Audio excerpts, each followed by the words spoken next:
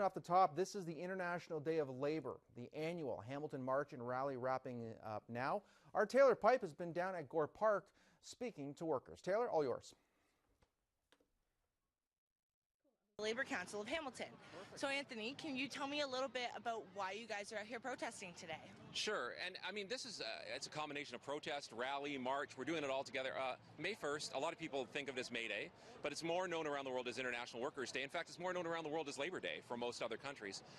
This is an opportunity where it's not just unions and organized labor. It's a time for all workers, the working class, to come together and have their opportunity to say, we are a bigger group than any other group, they talk about special interest groups. There's no special interest group in a working class. Everyone here is working class.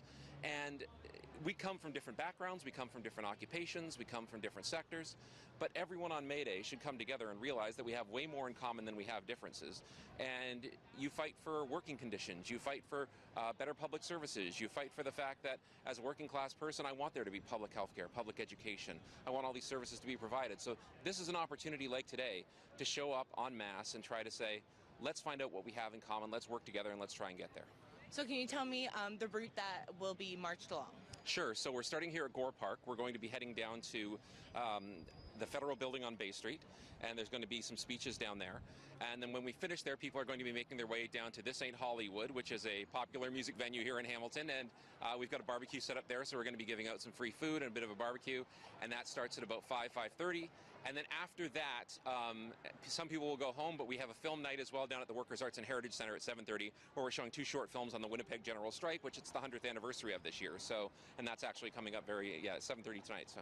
All right. So how have the cuts to funding affected you and your community? Well, so I mean, my day job is I'm a high school teacher, and many people who've been watching the news over the last 24 to 48 hours know that in Hamilton, my home union is OSSTF. 99 of my members were handed pink slips the other day, said that they will not be needed for next year.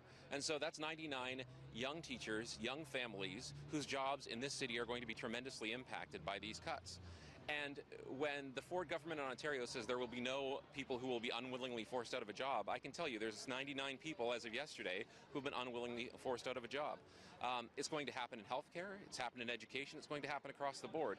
And I think people need to really wake up to the idea that while the Ford government is telling people that they're saving taxes, every tax dollar they save, they're going to be paying for double and triple in fees. If you're going to have to be paying for the next x-ray you do in healthcare, or for some of the special things that you have to do in education, it's going to cost more money than paying it in taxes. I mean, a bulk buy in taxes is like a bulk buy when you go to a store like Costco or something like that, and you buy something in bulk, you get better prices. And you get better prices when you pay taxes and do it as a public service. So one of the phrases that I've heard thrown around a lot is that Ford is essentially attacking the middle class. Would you agree with that statement? I don't know. I always disagree with the term middle class. And because the reason I say that is because I think the term middle class was kind of created to divide the working class. I talked about working class earlier. Working class is anyone who makes $20,000 to $120,000. Anyone who has been injured on the job and can't find work, somebody who's on OW, to somebody who's making, working on a day-to-day job. Actors who make millions of dollars in a movie, they're guild members, they're union members. All of these people are workers. Once we start to think of a middle class, we really start to divide up. So it really bothers me when politicians, and it's mostly politicians who say a tax on the working class or we have to rebuild the middle class. We just have to make sure the working class, everyone here, starts to get affordable health care and affordable child care and public education. Once we solidify all of those things, that's what makes a stronger society, is when everyone gets the opportunity, not just the middle class. We don't want to break up the middle class and a poverty class. That's not our job. Our job is to try and make sure that everybody gets raised up. Awesome. All right. Well, thank you so much, Anthony.